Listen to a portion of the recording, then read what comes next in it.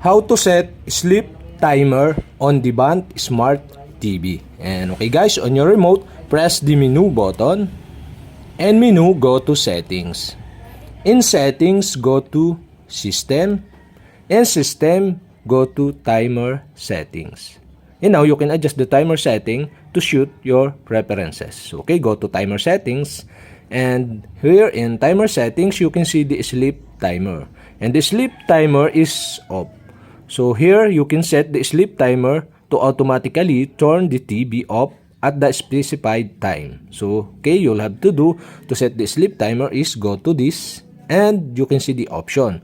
So you can set the sleep timer into 10 minutes, 20 minutes, 30 minutes, 40 minutes, 50 minutes, 60 minutes, 90 minutes, or even 120 minutes. So okay guys, for my example, I set the sleep timer into 50 minutes. And that's it. Okay, we have successfully set the sleep timer on Devant Smart TV.